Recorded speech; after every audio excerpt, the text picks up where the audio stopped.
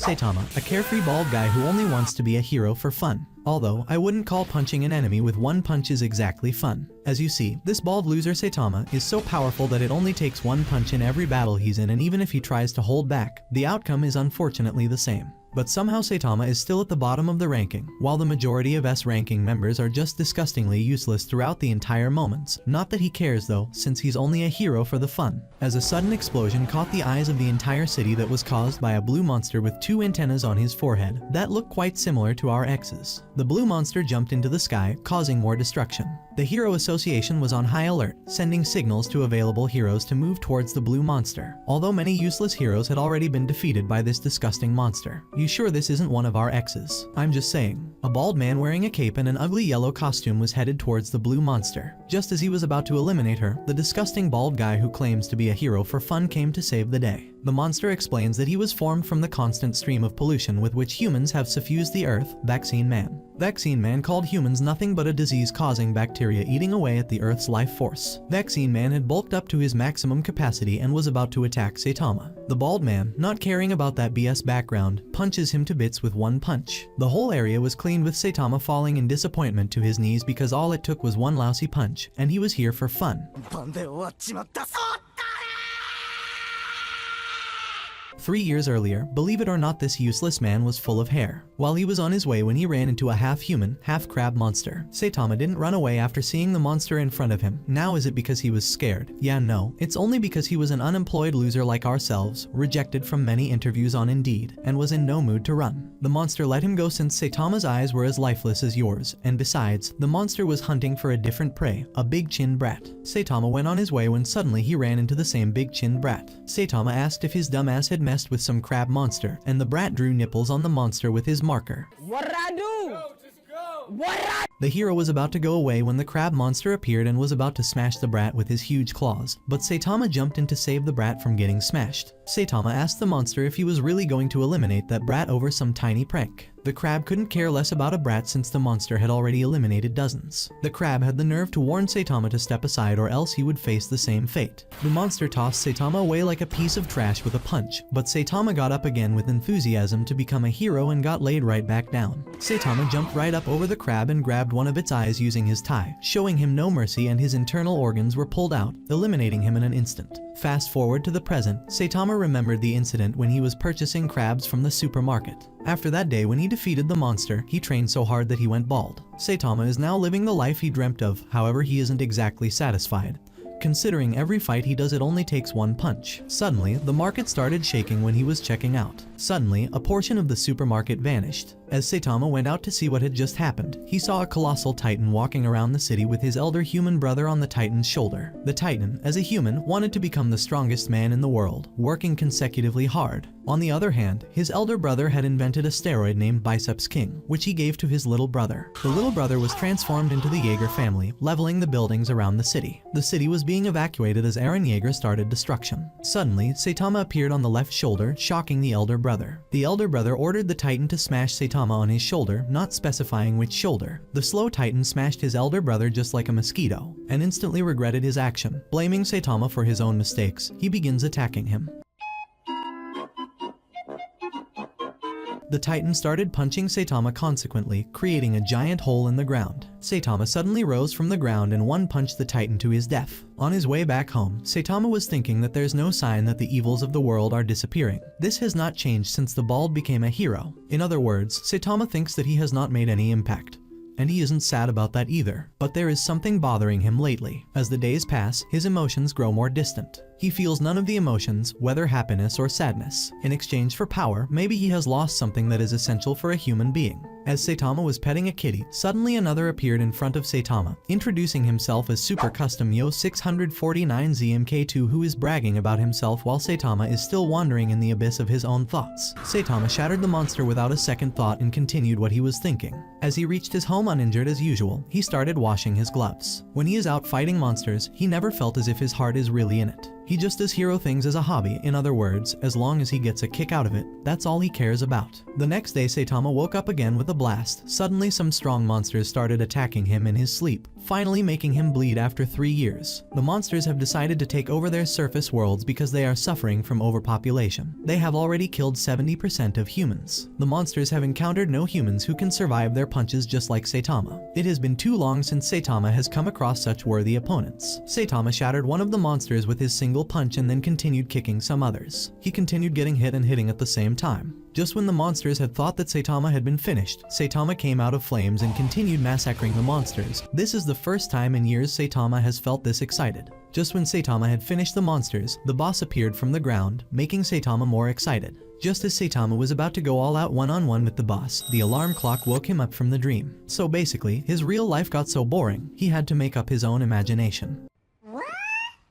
As he woke up, he heard the same voice from his dream. He got ready and jumped out of his apartment to fight. As the monster saw him, they raised a white flag and retreated back underground. It was at this point, he started to realize maybe sleeping all day wouldn't be that bad. As Saitama was watching the news minding his own business, the news broadcasters were discussing a new type of mosquito outbreak, different from normal pesky mosquitoes. The news broadcast started a breaking news segment about a swarm of mosquitoes spotted in City Z, warning them that a farm was attacked by a swarm and was left with only the mummies of cattle. As Saitama was watering his plants, suddenly a single mosquito started getting on his nerves. Saitama, unable to slap the mosquito, literally started having beef with a whole bug. The city was alarmed about the demon-level threat and advised citizens to evacuate immediately. A robber who was robbing abandoned shops, thinking that a mosquito bite would do nothing, suddenly encountered the swarm of mosquitoes and was reduced to bones. Suddenly, the cyborg hero named Genos arrived on the spot to solve the problem. The queen was controlling the mosquitoes using some sort of signals, ordering them to hunt prey for her. Genos needed to get rid of the queen to disperse the swarm.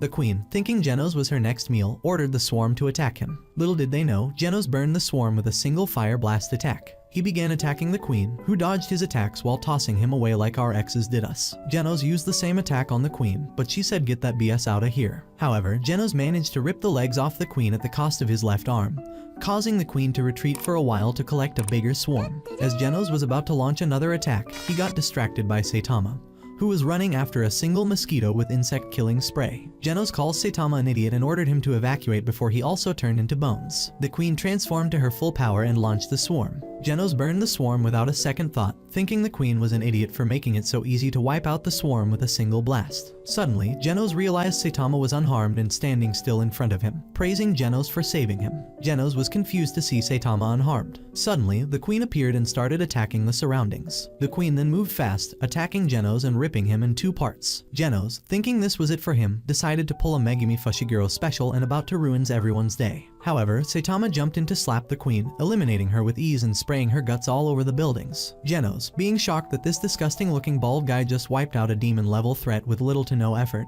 asks Saitama if he can be his student. Genos is fully recovered and waits for Saitama to open the door, calling Saitama his sensei. Saitama lets in Genos, offers him a drink, and then asks him to leave, saying he's not looking for students. Genos tells Saitama his boring backstory nobody is trying to listen to, but basically he explains how he used to be a normal human 4 years ago when a malfunctioning cyborg destroyed his city and eliminated his entire family. Miraculously, Genos survived, and Dr. Cusino happened to pass by his town to end the oppression of cyborgs. Genos asked the doctor to modify his body to make him better, stronger, and more powerful. That's when Genos was made as a cyborg who fights for justice. Saitama saved Genos' life, which was saved by the doctor years before. So basically, he feels indebted to Saitama and wants to study under him to increase his power. As I said, nobody wanted to listen to his story, including Saitama, as he is currently having a meltdown, trying to remember what bull he just said. He continues to beg Saitama to teach him how to be stronger just like him. Saitama suddenly gets serious and tells Genos that he is currently 25 and didn't begin training until he was 22. Suddenly, a monster appeared from the ceiling, which Saitama destroyed with of course a single punch. 2 other monsters were outside, which Genos wanted to finish, but as Genos jumped down, the monsters were already half buried by Saitama, who warned them to never burst through his ceiling ever again. Suddenly, a mole monster, which I'm pretty sure is my uncle, grabbed Saitama's feet and buried Saitama up to his neck. A cyborg appeared behind Genos, asking him to get out of the way. Another lion monster, calling himself Beast King, appeared in front of Saitama, whose head was popping out of the ground. Genos is dealing with the cyborg who is from the House of Evolution. However, Saitama is bored to see these disgusting monsters, considering they won't even be worth his time, which clearly annoys Beast King. He threatens Saitama, thinking that this bald hero was all talk and no bite. Beast King attacks Saitama with his claw and enraged to use his full power. Saitama jumps around to dodge the attacks and counters with consecutive normal punches. Saitama has shattered Beast King's guts around the area and sets his sight on my uncle, who dragged him to the ground. Saitama chased the mole monster and also eliminated him with little to no effort. As Saitama looked around, he saw Genos interrogating the cyborg gorilla, who is the third most powerful fighter in the House of Evolution. The second is Beast King, which Saitama has already obliterated. Seeing the remains of Beast King, the cyborg gorilla started answering the questions. Long ago, the four labs lived together in harmony until the Fire Nation attacked. There existed a brilliant young airbender. Well, he's a scientist, but just go with it. Only the scientist, master of all four human knowledge. However, when everyone needed him the most, he vanished to get the milk. He became disillusioned with the world. Though constantly showered with praise for the subtlety of his mind, none of his ideas or theories ever received even the slightest support from the scientific community. He wanted to advance the human species through evolution, but not a single person came forward to help him fulfill that dream. Thereafter, Genos devoted himself to research. It was only after Genos turned 70 that his efforts began to yield results. First, the scientist regained his youth. Next, he began cloning himself. Genos named his laboratory the House of Evolution, and together with his clones, he conducted countless experiments to create new species. Eventually, his experiments shifted to human subjects. The cyborg gorilla told Saitama everything he knew. But Saitama has nothing to do with all this BS. He wants a short answer explaining why he was attacked. The gorilla apologizes for knowing nothing more than that, but tells Saitama that Genos, his boss, is curious about Saitama's body. Saitama denies the gorilla, saying he is not interested in men, mistaking Genos is into dudes. He clarifies that he wants to examine Saitama's body since Saitama surpasses normal human limitations for his research on evolution. Genos suggests that they should attack Genos at this moment, but Saitama passes because there's a sale at the supermarket the next day and can't afford to miss it due to this BS. Genos can't believe that his elite force was defeated so easily. The armored gorilla has sent the reports back to the House of Evolution, informing Genos about Saitama and Genos. They need to stop Saitama and Genos from reaching the House of Evolution to avoid their research getting destroyed. They have no choice but to release Carnage Kabuto. Other clones are shocked by Genos' decision. Genos calms them down because Carnage Kabuto is their last resort. First, they will activate all traps from the 1st to the 8th floor. Genos and Saitama, arriving outside the House of Evolution, gets a warm welcome with a blast to wipe out the entire building. But not really caring about none of this, goes toward the basement door. Genos meets Carnage Kabuto, who is tied in chains and has already eliminated a bunch of his useless clones. Genos tells Kabuto that the only reason he is tied in chains is that he is mentally unstable like ourselves, and Genos can't control him. Kabuto shatters the chains and laughs at Genos for trying to control him, mocking him. But Kabuto himself is also a failure since he lacks humanity. Genos is here to ask for a favor and shows him a picture of Kabuto, asking him to defeat Saitama and capture him for Genos. Kabuto, with Genos in his hand, charges towards Saitama. Kabuto plastered Genos on the wall for decoration and asks Saitama if he would like to fight him in the combat experimentation room. Saitama, not really caring, just want to get back to shopping sale, agrees. Suddenly, Genos arrives to attack Kabuto, but none of Genos' attacks are able to damage Kabuto. Kabuto gets Genos with his one punch and deflects Genos' next attack back to him, frying Genos' hairs. Genos is also heading towards the combat room while thinking about his life. Kabuto asks Saitama to attack him, but Saitama is standing still. Saitama steps forward, telling Kabuto not to disappoint him. Kabuto moves fast and appears behind Saitama, realizing Saitama's truth, and retreats without a second thought. Even Genos is shocked because Kabuto is sweating all over his body. Kabuto's instincts are sending out danger signals just by looking at Saitama. Kabuto's yelling at Saitama demands the secret to his unbelievable strength. With a mischievous grin, Saitama builds suspense, only to reveal his simple yet effective regimen: 10 kilometers runs, 100 push-ups, sit-ups, and squats every single day for 3 years straight. Kabuto and Genos can't believe their ears and accuse Saitama of pulling their legs. But before they can wrap their heads around it, Kabuto undergoes a startling transformation into Carnage mode, unleashing chaos with a wild rampage that lasts an entire week. As Carnage mode takes over, Kabuto becomes a force to be reckoned with, leaving destruction in his wake, and Voka to wreak havoc once Saitama is gone. Kabuto starts attacking Saitama at his full power. Saitama, while taking the blows, thinking maybe he just get a real battle, suddenly realizes that he will miss the sale if he doesn't deal with Kabuto. Saitama gets crazy and punches through Kabuto, raining guts everywhere. Genos is left dumbfounded witnessing Kabuto being effortlessly defeated in a single blow. Genos swiftly suggests to Saitama that they dash to the supermarket, assuring they can make it if they depart promptly. With barely a moment's hesitation, Genos and Saitama vanish from sight. Meanwhile, as Genos gazes upon the colossal void torn open in the sky by Genos, he contemplates his own understanding of Saitama's BS plot armor. In the bustling city of F, amidst the towering office buildings and opulent penthouses, an unusual figure named Hammerhead stood amidst a crowd of disgruntled workers. Clad in experimental battle suits pilfered from some clandestine source, Hammerhead and his crew were on a mission to incite rebellion, envisioning a society where work was optional and support was provided for all. Their first act of defiance took the form of a protest outside a corporate office, but the indifferent gazes of the passers-by only fueled their determination. To prove their seriousness, they set their sights on demolishing the penthouse of the city's wealthiest man. Equipped with their stolen suits, which granted them formidable power, Hammerhead and his crew converged on what they believed to be their target. With a single mighty blow, they reduced a building to rubble, only to realize their dumbass had struck the wrong target. Their intended victim's residence lay further away. Meanwhile, a new hero, known simply as Saitama, emerged from a fitful slumber to the unsettling news of Hammerhead's terrorist activities. As he watched the chaos unfold on his television screen, Saitama, a man with a famously bald head, felt a twinge of concern about his own reputation. Determined to uphold his status as a hero and avoid being mistaken for a villain, Saitama sprung into action. On his trusty bicycle, he raced towards the scene, prepared to confront Hammerhead and his band of bald-headed criminals. As Saitama arrived on the scene, he witnessed the valiant but ill-fated efforts of a novice hero named Mumen Rider, who attempted to thwart the terrorists with nothing but his bicycle. Unfortunately, Mumen Rider's bravery was no match for the overwhelming power of Hammerhead and his crew. Meanwhile, within the confines of the besieged penthouse, Zenaru, the wealthiest man in town, received urgent counsel from his assistant to flee the building.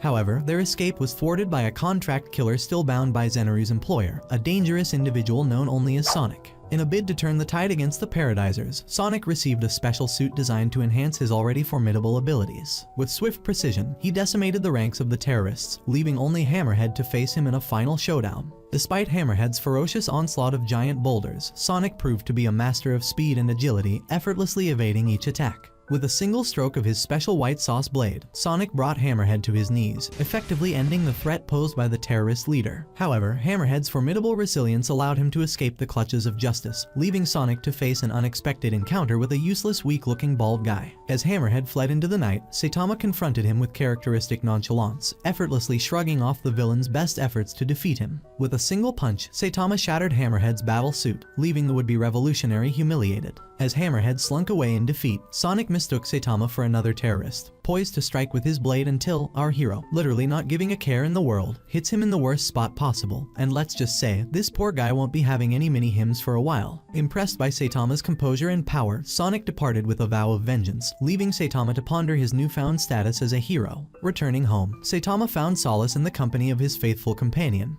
Genos, who shared in his disappointment at not receiving recognition for their heroic deeds. Determined to rectify this injustice, Saitama resolved to register as an official hero, with Genos at his side. As they embarked on the bureaucratic process of hero registration, Saitama couldn't help but crack a joke about the absurdity of filling out forms to save the world. With Genos by his side, Saitama looked forward to a future where their heroism would finally be acknowledged, one form at a time. At Hero Association HQ, Mumen Rider's promotion denial was settled, solidifying his position as a top C-class hero. Now, attention turned to the 55th Hero Certification exams, boasting 11,684 candidates across 6 venues, a 22% increase from the previous year. However, the numbers seemed irrelevant amid concerns about declining hero quality, prompting a call for more rigorous evaluation. Among the contenders was Genos, slated to participate in this year's exams. Meanwhile, at Venue 6, a peculiar figure caught the attention of fellow candidates. Clad in nothing but his blue underwear, Saitama seemed the epitome of average, until he effortlessly dominated every class, reducing punching machines to scrap and leaving his mocking peers in awe. In the changing room, Saitama crossed paths with Genos, the S-class hero hopeful who excelled in the written exam.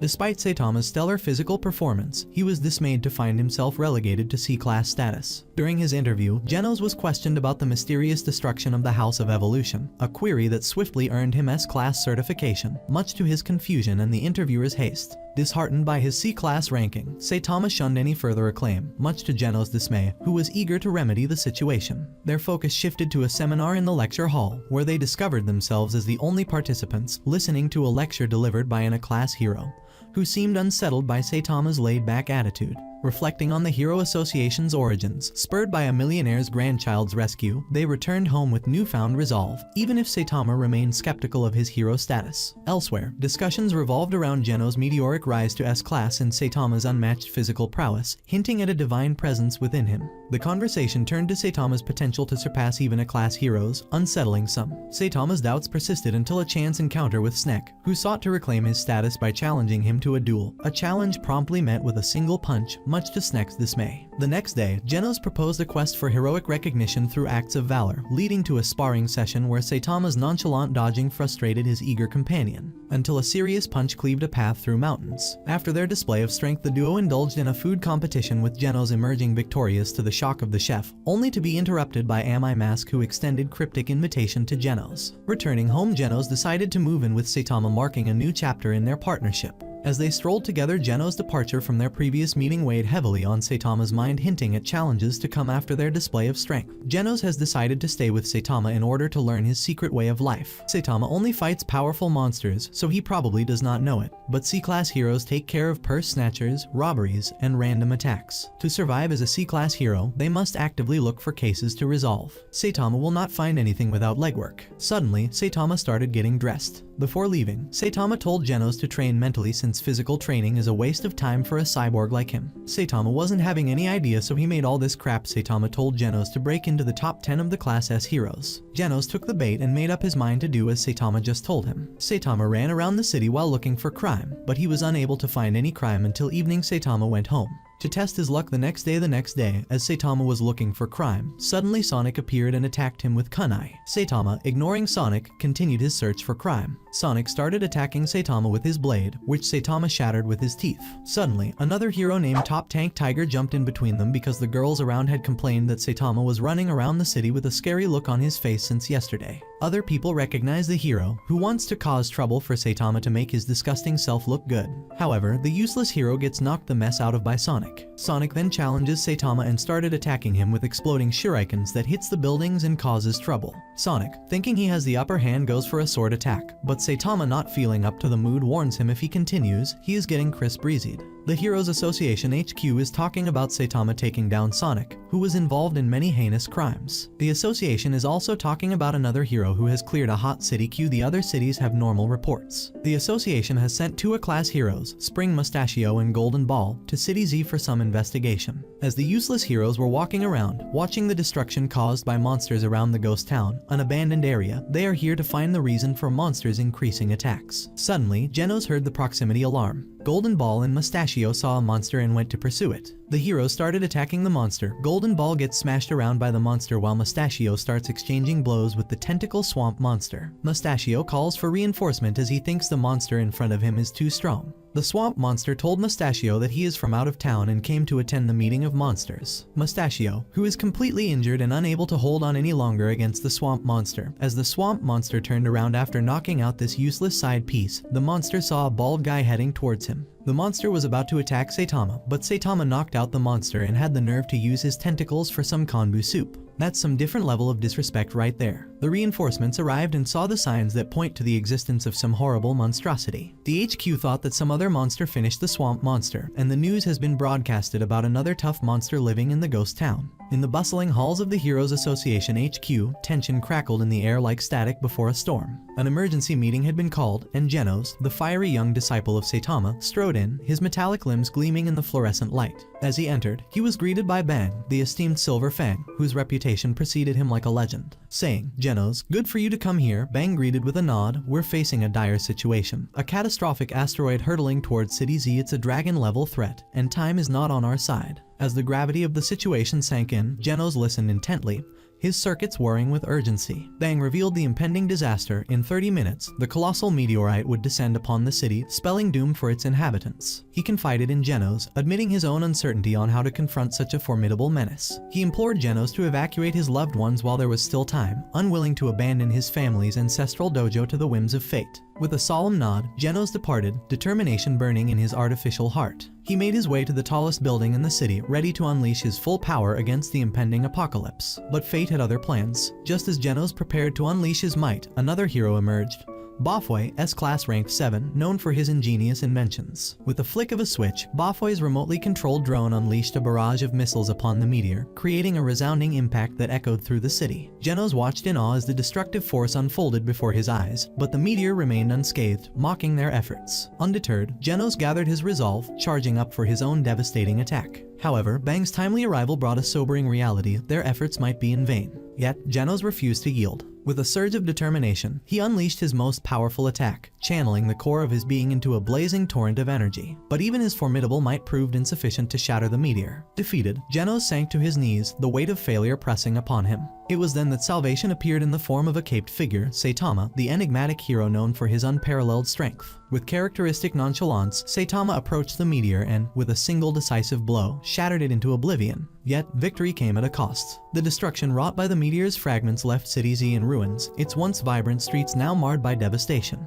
In the aftermath, the Heroes Association took stock of the situation, recalibrating their rankings to reflect the events that had unfolded. I think we can all agree S-rank heroes just gotta be the most useless rank to exist. Genos, despite his valiant efforts, found himself ascending only one rank, a bittersweet reminder of the challenges that lay ahead. Meanwhile, Saitama's feats propelled him to the upper echelons of heroism, though everyone hated him due to the destruction he caused. Even though he saved him. Honestly, just become a villain at this point. As Saitama wandered through the wreckage of the city he had saved, he couldn't help but notice the irony. The supermarket where he once hunted for bargains lay in ruins, while the dingy apartment he had been unceremoniously evicted from remained unscathed. And then, as if by cosmic irony, trouble found him once more in the form of Tank Top Tiger and his zealous brother, Tank Top Black Hole. Accusing Saitama of cheating his way to the top ranks, they sought retribution with fists clenched and egos bruised. But in the face of adversity, Saitama remained not caring. As the crowd gathered, casting blame upon him for the city's destruction, he stood his ground, not caring about the world around him. It was then that Genos arrived, a beacon of unwavering loyalty in the storm of doubt. With steadfast determination, he stood by Saitama's side, offering his support in the darkest of hours. And as the world turned against him, Saitama found solace in the steadfast friendship of his disciple, knowing that no matter the odds, they would face the challenges ahead together. The next day, a sea monster with tentacles has emerged from the sea. Newman Rider is on his way to defeat the monster, but Saitama is already there and has defeated it with his trademark nonchalance. The internet is buzzing about this mysterious C-class hero who effortlessly dispatches any monster that crosses his path, no matter how formidable. Meanwhile, other sea monsters have surfaced to attack humans, prompting the arrival of the 11th ranked class hero, Stinger, to defend the city. While Genos is busy cleaning dishes, he excitedly informs Saitama that his rank has jumped from C rank 5 to C rank 2. Suddenly, Genos receives a distress call about a group of sea monsters, calling themselves the Clan of Sea Folks, attacking the surface. In City J, Newman Rider is bravely heading towards the onslaught. Meanwhile, Stinger finds himself overwhelmed by the monsters until he manages to pull off a spectacular 4-monster takedown, only to face the boss monster who effortlessly takes him out with a single blow. As the threat level escalates from tiger to demon, chaos ensues in the city. The king, making his way through the deserted streets, takes down hero after hero with ease. Lightning Max is saved from a devastating blow by the timely intervention of the S-class hero, Prisoner, who is serving a life sentence for his inability to resist attacking beautiful men.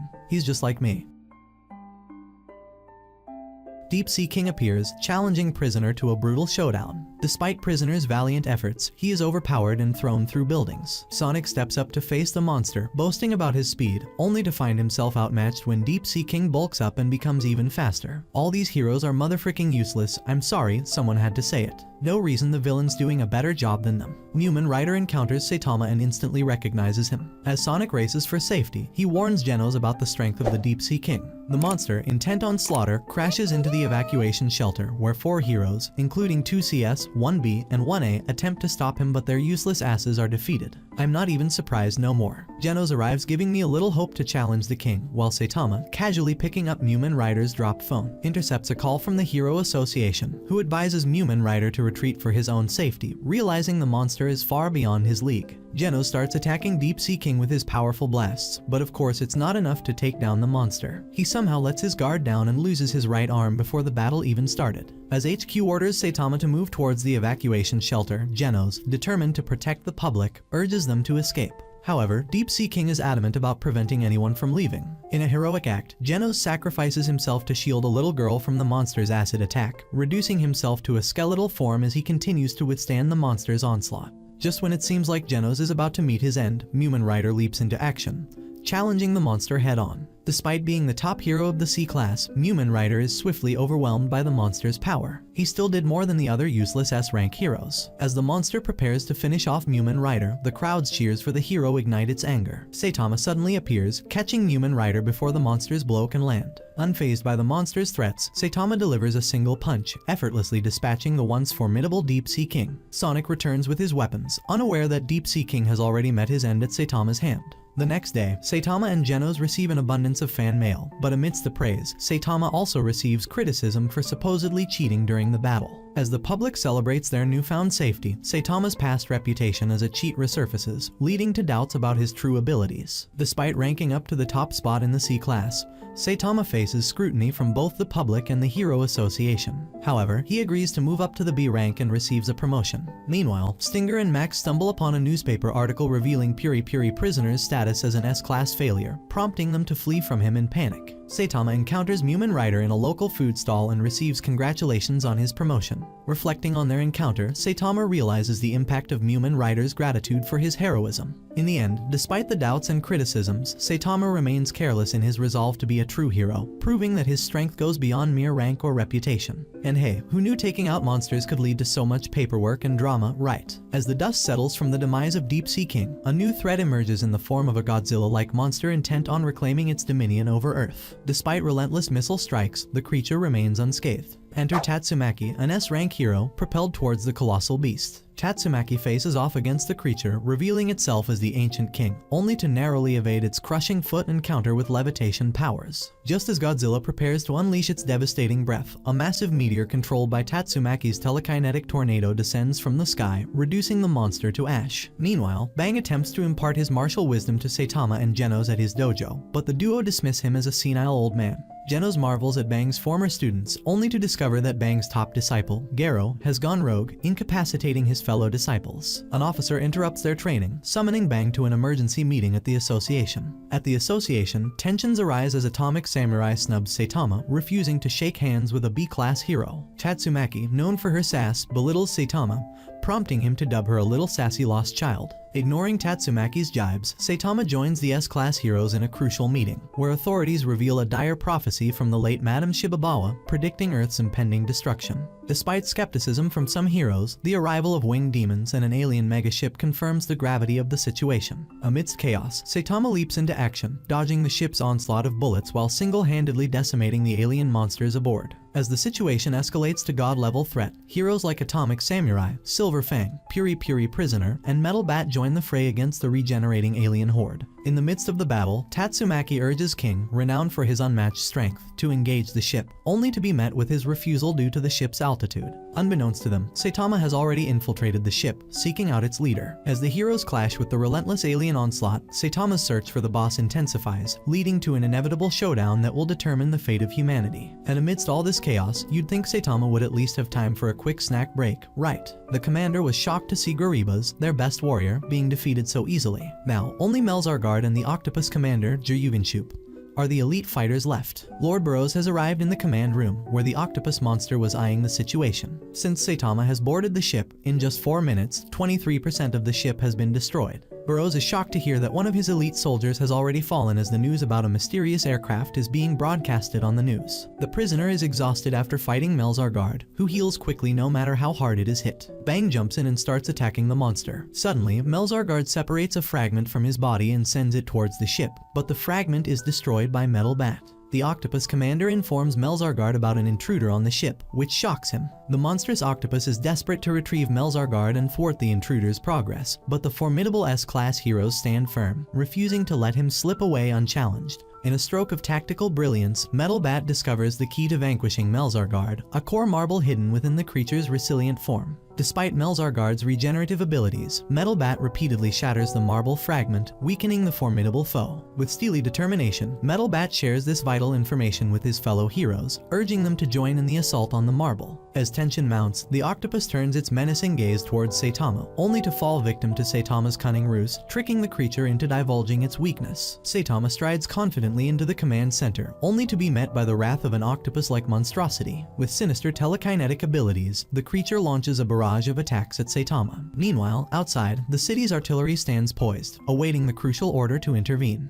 Undeterred, Saitama effortlessly shrugs off the onslaught, much to the shock of his aquatic assailant. In a swift and decisive move, he retaliates with nothing more than a humble pebble, swiftly dispatching the octopus monster. Turning his attention to the remaining minions, Saitama calmly inquires about their leader, undaunted by the chaos surrounding him. The artillery launches huge bullets at Silver Fang and other S-class heroes, but the bullets are reversed by Tornado, and the ship is nearly half destroyed. Newman Rider, Max, and Stinger are helping survivors to get to safety. Silver Fang, Metal Bat, Atomic Samurai, and the prisoner are struggling to destroy the last marble of Melzargard. Meanwhile, Saitama has made his way to Burroughs. Burroughs can sense unlimited power in Saitama, as Burroughs introduces himself as the captain of a pirate band named Dark Matter and the dominator of the universe. Saitama couldn't care less. Saitama also introduces himself as a professional hero. Burroughs tells him about a prophecy made by an alien seer that Burroughs will find his equal opponent on a faraway planet named Earth who can rekindle his passion for battle. It has been 20 years since Burroughs has been traveling, and he has finally reached Earth to face a formidable opponent. Saitama smashes Burroughs into the wall of the room with one punch. The armor that used to seal his immeasurable, irresistible power has been shattered by Saitama. Burroughs starts charging up to his full power and charges towards Saitama. This may be the first person to withstand a punch from him so far. Burroughs unleashes his full power upon Saitama, launching relentless assaults that send him reeling.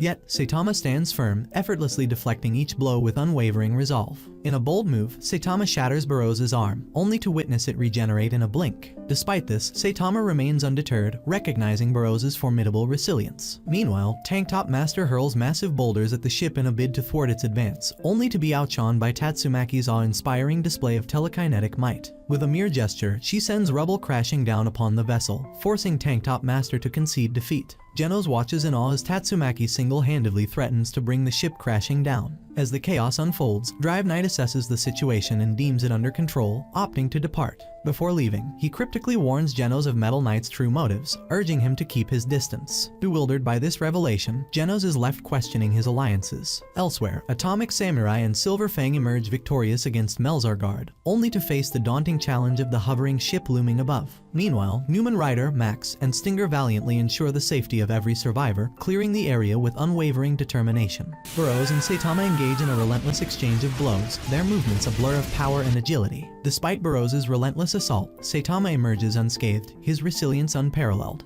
Among the countless adversaries Burroughs has faced, Saitama stands alone as the sole survivor to withstand his onslaught. Burroughs attacks Saitama with a blast cannon, but Saitama is still unscathed. Burroughs starts telling Saitama that he has godlike traits of self-healing physical powers and latent energy beyond what Saitama can comprehend. Burroughs has healed his right arm. Suddenly, Saitama gets bored of Burroughs' self-bragging. Burroughs gets furious and hits Saitama with some serious blows that have the impact of strong missiles. Burroughs hits Saitama with such a strong attack that launches him into space and lands him on the moon. Saitama jumps back to Earth after leaving a giant dent in the moon. Burroughs is exhausted with enormous stress, which shortens his life. As Burroughs catches his breath, Saitama lands back on the ship. Burroughs is confused beyond belief and charges towards Saitama with everything he has got. Saitama punches Burroughs and makes him bleed. Saitama shatters Burroughs into bits with his consecutive punches, but Burroughs heals quickly and starts charging up his strongest final attack, which is melting the metal of the ship. Burroughs launches the classic star-roaring planet cannon at Saitama, who counters with a serious punch. The punch is so strong that it splits the sky while finishing Burroughs, who is taking his last breath. Burroughs gazes in awe at Saitama, acknowledging his incredible strength, yet deeming him a cheater for holding back his full power. As the confrontation escalates, Burroughs marvels at Saitama's overwhelming might, a force too potent to reckon with. The climax arrives when the power sphere, the very lifeblood of the ship, shatters, sending the vessel hurtling to the earth below. In the chaos that ensues, the S-class heroes scramble for safety, evading the impending deluge of wreckage. Amidst the destruction, Mask surveys the devastated cityscape, joining forces with the heroes only to chastise them for the collateral damage incurred. As tensions mount, a new player enters the fray. Metal Knight strides onto the scene, igniting further discord. Genos, ever vigilant, confronts Metal Knight, probing into his motives and questioning his sudden appearance post-battle. Suspicion hangs heavy in the air as Genos accuses Metal Knight of scavenging alien technology for his own arsenal of deadly weaponry. In a startling turn, Mask, embodying ruthless determination, swiftly dispatches the alien survivors captured by the heroes, leaving no room for negotiation or mercy. Mask leaves the scene after mocking Genos. Saitama emerges from the ship when Tatsumaki confronts him, asking what a weakling like him was doing inside the ship. Genos and Saitama completely ignore Tatsumaki and decides to start moving back home. However, she stops them and starts yelling, having them both stare at her in awkwardness. Genos calls Tatsumaki a crazy brat, causing her to plaster Genos on the rubble. Just as she was going to make Saitama her next target, Bang calms her down. Saitama decides to take Genos out from the rubble, with of course accidentally breaking his arm. Cydia has completely been annihilated, soon to be rebuilt even stronger and better than before. The next day, as Saitama and Genos are returning from the grocery store, they encounter a boy with a wild afro, looking like he's from the rougher parts of town, terrifying the girls nearby with his abnormally long tongue. But then, a hero named King arrives. King's reputation precedes him. He's such a legend that no one dares to challenge him for long. His mere presence, known as the King's Engine, is intimidating enough to make anyone flee on sight. And what's his real power, you may ask? Literally pure plot armor. As onlookers gather around King, they begin to inflate his ego with endless questions, each one more foolish than the last. Clearly uncomfortable, King waves them off, explaining he was simply out for some grocery shopping and would like some peace and quiet. Meanwhile, King is actually only excited about the video game he has in his hand, desperately waiting to reach home so he could sulk in a corner while playing his games. Saitama asks Genos about who that guy is and Genos tells him that he is one of the heroes at the Class S gathering. As King makes his way home, he suddenly hears a woman's terrified screams. Before he can react, a towering, clunky robot lumbers into view, looking like it was designed by a 2-year-old with spare parts. The robot introduces itself as G4, a creation of the organization, and announces its mission to eliminate King. Meanwhile, Genos and Saitama observe from the sidelines. With his mechanical precision, Genos remarks to Saitama that King is sure to beat the robot to scrap metal. However, King pauses, explaining that he needs a quick trip to the restroom, otherwise he won't be able to unleash his full potential. Constipation, as he says, is no friend to power. The robot, a bit confused but obliging, grants him a 10-minute break and warns that for every minute he's late, it'll send 10 unlucky souls to visit Toji. Right when the fight is about to begin, King runs away at Naoto's speed and hides himself in the bathroom stall. He thinks about how he is just a below-average 29-year-old unemployed loser who only happened to be at places where monsters were eliminated by others. Bro is sweating like a pig and wonders what really is a King engine. He wets his pants in fear, his face full of fear and dread. Well, the good thing is, he acknowledges the fact that he is way more cowardly than what he shows. He recalls how he only used his name as King to get free games. Suddenly, the bathroom begins to rumble and he holds the walls because the Pookie Bear is getting scared of dying. Of course, he knows he gotta escape this place somehow, so he wears his hoodie on his head to escape. King then hurries back to his apartment. While he is running, he hears fighting noises and thanks God that someone else is fighting it and he is saved. Back at the market, Genos, using his abilities, fights with the monster while Saitama is watching him and asks Genos if he needs his help. Genos responds that he is enough to mess with the wirings of the low-life robot and says that to achieve his assignment to him and rank in the top 10 of classes he needs to be able to defeat something like that on his own. Saitama then leaves Genos with the robot and goes to find the King. King, on the other hand, reaches back in his apartment and plugs in his video games to feel better about the situation, as if he wasn't about to just let all those people take the hits for him. As he is about to start a screen and appears asking for the game's name, King ponders over what game name he should use. But then King hears someone tell him to use King as the game name. At first, he begins to respond that he can't use his real name, and suddenly when he realizes that there is someone else, King panics and his eyes widen in shock and slowly turns around and comes face to face with Saitama's bald head. I mean, seeing a bald man in your apartment without any notice does sound scary. Then, Saitama asks King why he ran away from the fight. He wonders if King is tired of fighting monsters. King ignores him. King pushes himself away from Saitama and asks him how he got in there. Saitama points to the window and tells him that it was open, so he let himself in. King's eyes burst out of his sockets as he screams that it is the 22nd floor. Then, Saitama looks at the game he was about to play and he completely ignores King's shock, like the way your dad ignored your existence. What more do you want from me?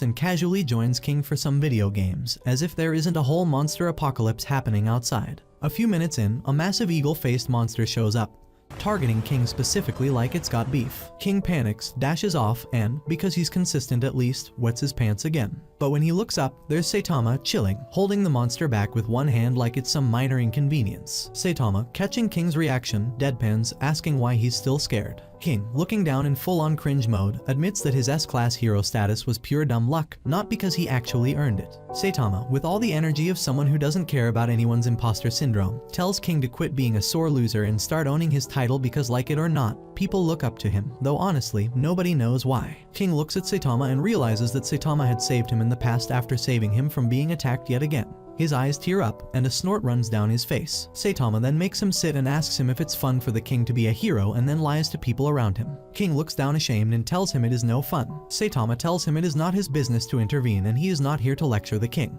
But King interrupts and informs Saitama that he has gotten credit for Saitama's victories. Saitama scoffs and tells the pathetic junk of a man in front of him that credit is not the issue, it is the fact that the king is everyone's hero. Saitama then asks King if he wants to keep on living like a liar or if he will quit being a hero. King looks down on his pal and tells Saitama that he is not man enough to decide. Saitama then gets up and is about to leave when King stops him and asks him why he is not angry with him. Saitama does not spare a glance at King's direction and tells him that he will drop by to play video games with him. And this is how King began to get his one and only superpower, which is to somehow summon Saitama anytime he is in danger. On the other hand, Genos, after his fight with the robot, rushes to his doctor with a piece of the robot's body he just swapped. He informs the doctor that the junk he brought is from a robot that called itself Machine God G4. Genos further informs the doctor that the robot possesses incredible power and a highly advanced AI. Genos then asks the doctor to install all the compatible parts of the junk he brought on him. The doctor looks at Genos, his huge nose right in everyone's business, and asks him where he obtained the junk from. Genos, instead of answering the doctor's question, tells him that he needs to be stronger. The doctor then agrees to fit the junk inside Genos. The doctor informs Genos that there are places inside Genos for improvement. He adds that he understands that Genos is a cyborg who pursues justice, but Genos should not take it too far. Genos responds that pushing his limits comes with the job. He declares to the doctor that his goal is to make the Class S top 10. The doctor, disappointed, asks Genos if this goal is coming from his mentor. The doctor reminds Genos of the rogue cyborg that destroyed Genos' hometown, for which Genos undertook the mission to become a hero. Genos informs the doctor that he was not able to collect any intel on the rogue cyborg. The doctor then looks down, upset and disappointed that Genos' mission has changed from wanting to stop the cyborg to becoming the S-class hero. The doctor informs Genos that the rogue cyborg has exploited many towns and killed many people. Genos promises the doctor that he will find the rogue cyborg and tear it apart with his hand, or what's left of them. He continues that he will do it at all costs. The doctor thinks to himself that Genos has become a hero and has found a mentor, yet the hatred for the rogue cyborg he has is consistent. The doctor lets Genos know that he is worried for him. He adds that he is on the trail of that cyborg and is aware of how dangerous the rogue cyborg has become. The doctor then warns Genos to not do anything rash when he encounters the cyborg. The doctor advises Genos to contact him as soon as he comes across the rogue cyborg. He adds that he is aware of how cool-headed and smart Genos is, but the passion of youth can lead anyone astray. The next morning, the president of the Hero Association announces that he leads the Earthdoom Prophecy Emergency Countermeasures team. He then welcomes all the villains to the headquarters. He then reassures them that nothing of their past records or activities will be discussed, and that the heroes standing before them are only there for the president's protection. The president is then interrupted by a villain, Sonic, who asks him where Saitama is and if he lives in the building. The president looks at Sonic confused and warns him to save unrelated topics for later. Sonic cross-argues and informs the president that if Saitama is not around, then he is leaving. The heroes warn Sonic against leaving, but he instead brings out a bunch of papers and starts reading the meeting minutes of the current meeting, which is not even concluded. Sonic then scoffs that he would rather puke his guts out than play hero with the Hero Association. A man named Garu interrupts the meeting. When Sonic leaves the meeting, the heroes ask the president if he has the approval of the association to ask for help from villains. The president pathetically growls and tells them that he has the approval of the association. He then focuses his attention back on the villains and tells them that mankind is on the verge of collapsing as if they cared, and they will not be able to save it unless heroes and villains unite as one. He tells them that the heroes under their assigned classes are not enough to fight against the aliens. The president then makes an offer to grant them anything they desire if they agree to the terms and conditions laid down before them. A voice interrupts the meeting. He remarks how accurate is the prophecy of aliens taking over the world. He boasts that the prophecy is right to the extent that all the nobodies combined in the meeting room would not be able to take him down. The president asks the mysterious man who he is. The man introduces himself as Garu, then continues that he has taken down many heroes and he can easily take down everyone here. He then challenges everyone and asks them to come at him. The president warns Garu to stop fooling around and tells him to bounce. Garu continues making stupid remarks about how unwelcoming the hero headquarters is and that he will not leave. The president, annoyed with Garu, orders the heroes to finish him off, but G-But around uninstalls them in mere seconds. The rest of the villains start cheering for Garu, but Garu lets them know that he is not on their side either and challenges them to combat as well. Blue Fire then attacks Garu, but Garu dodges it and instead The blue fire's attack backfires. Garu ends up deleting everyone in the meeting hall. The president yanks his pants and calls for S-class heroes for backup and hides under the table. Garu approaches the minister and informs him that he cannot fight S-rank heroes for now, but exactly after half a year he will come to challenge them and show them who is the strongest. Meanwhile, Fubuki is on her way to Saitama's house with her guard. She asks her guards what they are supposed to do when the target resists. The guards respond that they are to beat the target to the extent that he never dares to misbehave again. Saitama, on the other hand, oblivious to the fact that he will have guests over soon, is playing video games and Genos is washing dishes. Genos informs Saitama that he has been upgraded to S-class rank 14, and Saitama has upgraded to Class B. Genos continues that Saitama never informs the association about the monster he takes down, but despite that, his grade is being upgraded. Genos then adds that this might be because citizens have started taking notice of Saitama's victories and have started informing the association about it. He then says to Saitama that soon citizens will start a fan club for Saitama. Saitama, still focused on his game, answers that even Class S heroes don't have a fan club. As they're speaking, Genos suddenly feels a strange presence in the vicinity. He decides to go and check it out himself as Saitama is occupied with the game. Genos thinks to himself that this will also help him to test out his latest upgrades. When he steps out, he sees Sonic. Genos asks him what he is here for. Sonic responds that he is here to settle a score with Saitama as he is his rival. Genos laughs at Sonic for comparing himself to Saitama. Speedo Sound Sonic scoffs at Geno and insults him for following around Saitama as his personal toilet paper. Genos takes Sonic away from their apartment and starts fighting him. In the meantime, Fubuki arrives at Saitama's house and starts talking to him. She tells him about the hero industry and offers him to join her group. Saitama teases her and rejects her offer. And well, she ain't this so lightly, causing him to punch her guard and sends them flying. Fubuki gets angry and uses her supernatural ability to fight him. But Saitama, a bit confused on why is she even mad in the first places, and easily dodges her attack. Back to Genos, launching a really powerful attack in the direction of Fubuki, but Saitama protects her. Sonic and Genos start their fight again and Genos cuts off Sonic's ponytail and he gets angry. Sonic lands a major blow at Genos, but Saitama protects him.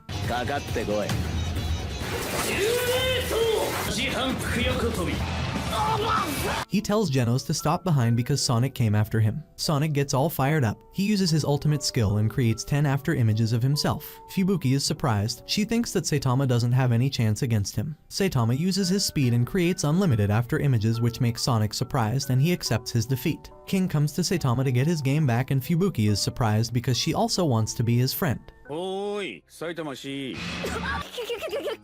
On the other hand, higher authorities think Garu is a joke and ignore the minister's concern. Garu, on the other hand, starts his own association to uninstall heroes from the face of the earth, proving the president's concerns to be true. Somewhere far in a distant land, Chirenko lies straight on the floor, his eyes swollen, beaten up like a sore loser. His master, Bang, scolds him for being such a loser. He recalls for Chirenko that when he was first made a disciple he was asked to train like a horse, as if it was his only source of living. Bang continues that Chirenko has no talent for martial arts and helping him train is just a waste of time. He then expels Chirenko from dojo and orders him to never show his stinky face again.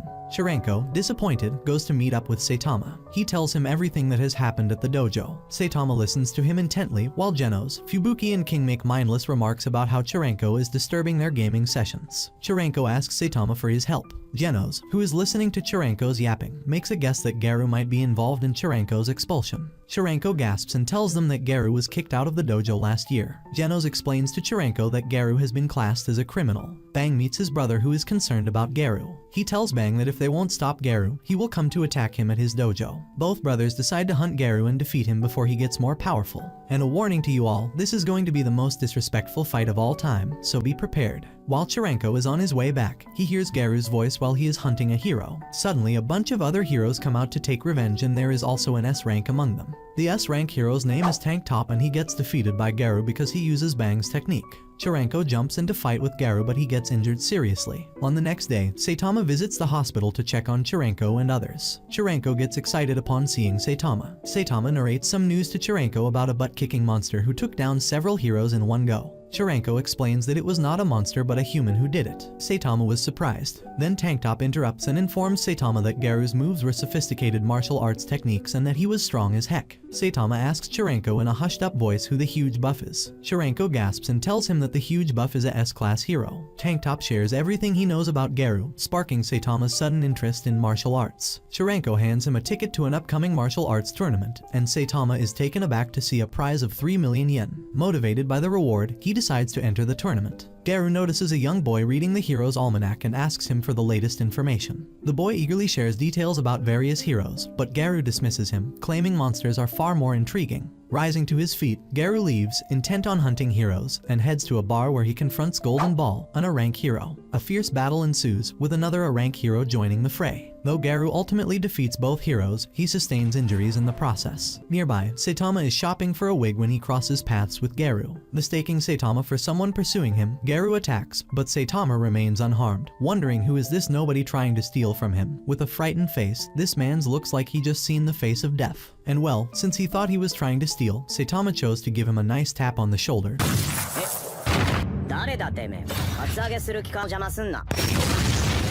Sending Garu sprawling to the ground. Back at home, Saitama is trying on his new wig when Genos sees him. Concerned, Genos contacts the doctor, claiming his master might be in serious trouble and even requests fiber hair implants for Saitama. Ignoring Saitama's protests, Genos remains completely focused on finding a solution. Long ago, when Garu was a little kid, he was into monsters more than heroes. For him, monsters had stories too and they should be equally praised. He thought that they were amazing, and that came out to be the reason for him to become a human monster, because he wants to prove that monsters have ambition, and they are also impressive. Garu would cheer for monsters on his favorite show but always ended up disappointed because in the end the beasts would be defeated by the heroes. For young Garu, it was hard to believe that heroes never lost. For him, monsters tried harder than heroes, so why do heroes get to take the win every time? He used to wonder why the popular win when hated ones lose. In the present time, Garu still holds the same belief, wondering why the monsters lose to the heroes. He thinks to himself that if this is how the world works, then he will become the strongest of monsters and will end up losing to no one. His chain of thoughts is broken when the stink of the dumpster he is lying in wakes him up. Garu wakes up in a garbage dump and his memories from last night are fizzy. Chirenko is curious if Saitama is dumb enough to fight in the tournament under his name and he starts panicking. The Hero Association starts showing concerns over Garu and the higher authorities feel unsafe. The Hero Association reaches out to King and asks him to provide security, but he rejects them and tells them that he is currently in the middle of a fight but he is playing video games. Another S-rank hero, Metal Bat, decides to provide security to an official of the Hero Association and suddenly monsters attack, and they are after the chairman's son and kidnap him. Saitama wears a wig and registers in the martial arts tournament under the name of Chirenko. He meets a friend of Chirenko and hides his face from him. Chirenko's friend tells him about the incident last year when Garu took the first prize after pretending to be someone else. Metal Bat kills the monster swiftly and one of them says that their superiors will appear soon. Suddenly, a few other monsters come out of the ground and Metal Bat escorts the chairman and his son to safety and kills the monsters again. He also forgot to ask them about their motive. The headquarters reports that the chairman is safe, but the senior officer is concerned and tells his subordinate about the incident 2 years ago when junior and senior centipedes appeared back to back. Suddenly, a giant centipede appears in the city and a dragon-level threat gets published. Metal Bat is injured and 2 junior heroes come to assist him. He tells them to carry the chairman and his son and run as far as they can without looking behind. Metal Bat then focuses his attention back on the giant centipede he is trying to take down. He recalls the previous attacks where the centipede dodged Metal Bat attack easily. He realizes that the centipede at every attack protects its face. Metal Bat then lays out a strategy to attack the centipede's face. He rushes and climbs up on the centipede and runs on it until he reaches right on its head. Metal Bat then uses his killer move to destroy the centipede, but ends up getting severely injured and thrown away like yesterday's trash. Garu appears and tells Metal Bat that he is going to defeat him. Metal Bat thinks that he is joking, but when Garu attacks him, he knows that he now has to fight 2 enemies. The Hero Association headquarters finds out that Metal Bat is missing in action,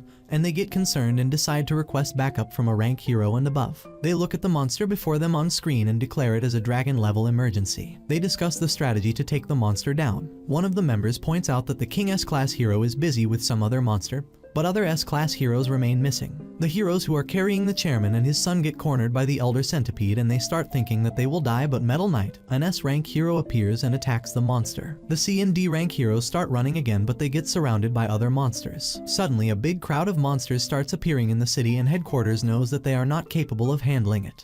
Metal Bat gets severely injured and he is bleeding out, but Garu decides to kill him as fast as he can. Metal Bat starts attacking Garu using his skills and strength, but Garu dodges them and lands blow after blow on Metal Bat.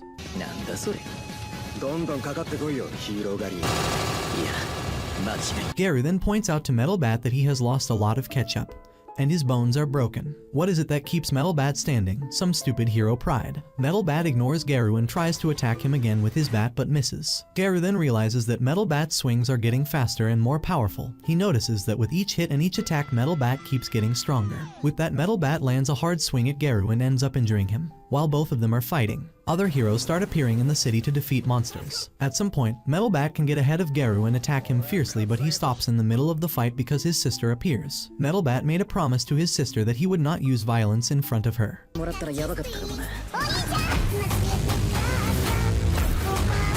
Garu tries to take advantage of the situation, but Metal Bat's sister covers his brother as a shield and she keeps telling Garu that it is over. Garu walks away because he remembers that he has to do something else. Metal Bat tries to continue his fight but falls to the ground unconscious. The monsters see Garu and they decide to invite him to the Monster Association, but he is rejected. Saitama walks onto the stage with another martial arts artist and Genos starts cheering him on from the crowd. Zakos, another martial arts participant, makes fun of Saitama and says that he is weak, while Chiranko's friend tries to explain to him that he has to try his best. Bang and Tatsumaki start fighting monsters in the city and they turn the tides and help others. Saitama gets ready for his match and it is against Zakos, who starts teasing Saitama that he is weak and he will defeat him. The match starts and Zakos moves forward to attack Saitama, but he punches him in the face and sends him flying.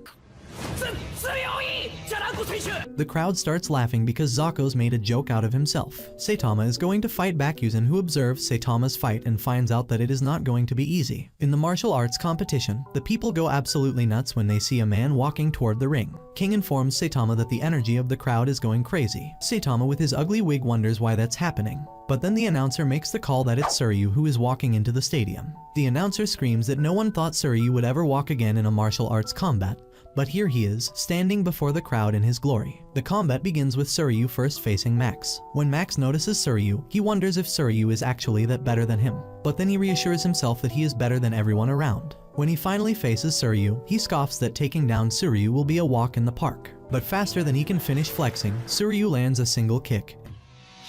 And boom, he's flat on the floor, looking like someone unplugged his batteries. On the bleacher, just as Genos is about to chill, he gets a message about a ton of monsters near the tournament. He gets off to fight the monsters. Meanwhile, Snakebite Snake, who's looking like a cheap Christmas decoration, manages to beat his opponent, Benpatsu. The announcers start getting warnings about the monster outbreak and are ready to evacuate the audience. As they are about to make the announcement, Bakuzen enters, looking like a knockoff action figure from a discount store, flexes his muscles, and convinces them to keep everyone seated as they are safer here. In the ring, Sourfist faces Jacuman and wins his match against Jacuman, and they part ways on good terms. Then comes Saitama, struggling to tie the elastic on his trousers, while Bakuzen brags about how he'll destroy him and eat his hair off like a bad wig from Wish. But when Bakuzen dares to touch that wig, Saitama comically punches him out of the tournament in one hit, sending him flying as he got yeeted into orbit. Suryu, witnessing all this, can't help but be impressed. Genos is meanwhile slashing through monsters like they're made out of paper, but one, the demon-level awakened cockroach, keeps on dodging Genos, making it hard for Genos to attack him. Then Genos uses his special ability to finally get hold of the monster, but the monster escapes Genos' wrath. On another battlefield, Duess, dressed in cheap Shane factory ribbons, her plots on full display, has successfully brainwashed Fubuki's henchmen, turning them into her puppets. However, Fubuki, ever the Ice Queen, repels their attacks. Duess mocks her, saying she's only doing this to face Tatsumaki, but Fubuki warns her that the moment she gets hurt, Tatsumaki will know. Right on cue, a monster crash lands near them, and Tatsumaki herself shows up. Duess orders the mind-controlled henchman to attack Tatsumaki and makes a run for it. But Tatsumaki, in true style, casually yeets the henchmen into buildings, leaving them stuck to the walls like bugs that just met the business end of a fly swatter. Back in the tournament, Suryu faces off with Snake, dodging his attacks like it's child's play. As Snake gets frustrated, Suryu mocks him for being ineffective as a hero, saying he gained power without any real purpose. This taunt gets Snake all fired up, but Suryu knocks him out with a single blow, musing that no matter what happens, the truly strong will always survive, calling Snake a sore loser. While Snake is beaten up like a sore loser, Garu trails after Watchdog Man. Whereas Saitama is reading in the stadium's bathroom and a dragon-level monster, Gaudescu defeats Genos. Meanwhile, Amai Mask's concert is attacked by a group of monsters and another group of monsters takes over the hospital where Mumen Rider and Tank Top are. In the prisons, a monster named Nyan looks for Puri Puri's prisoner,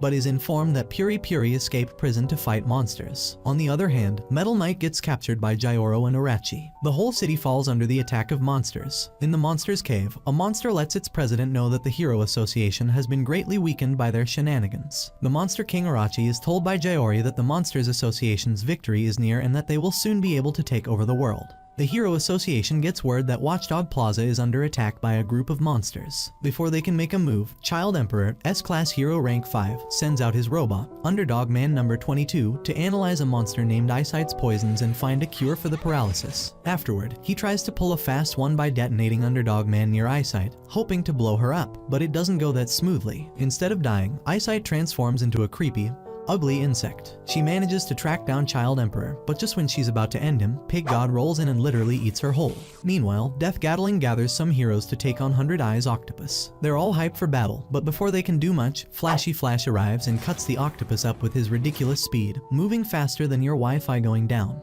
Right when he's about to finish it off with a dramatic move, Tatsumaki swoops in and casually wipes out the octopus. On the flip side, Atomic Samurai heads to a meeting with the Council of Swordmasters to talk about the Geru problem. Nichiren, Zanbai, and Amahara agree to help him. But Harajiri shows up looking like a mess and pulls out monster cells, bragging about how he's teamed up with the Monster Association. He threatens the others, saying they better join him or he'll turn them into a bunch of pathetic losers shoved aside and thrown away like a trash bag. Before he even knows what's happening, Atomic Samurai slices him in half, putting an end to his villain monologue. Then he heads out with his disciples to find the Monster Association's base. Meanwhile, at the Super Fight Tournament, Saitama first faces Scourfist, who makes fun of Saitama but ends up beaten up like a sore pathetic loser just by one punch. Then Saitama faces Chose, who again brags about how good he is and how he will defeat Saitama, but again Saitama lands one punch and Chose faints. Saitama defeats Sourfist and Chose without even breaking a sweat. In the finals, he faces Suryu. Suryu praises Saitama and asks him what he is here for. Saitama tells him that he is always after the thrill. He tells Suryu that he thought he would come here and learn something, but it turned out to be nothing but a big joke. Suryu then promises to teach Saitama what martial arts are really about. Suryu, as the fight continues, tells Saitama how it's pointless to be a hero. He starts bragging about how the hero's life is lame, persuading Saitama that being a hero is like playing an endless grind game. Totally pointless. Suryu says if Saitama wants to know the secret to being less of a nobody,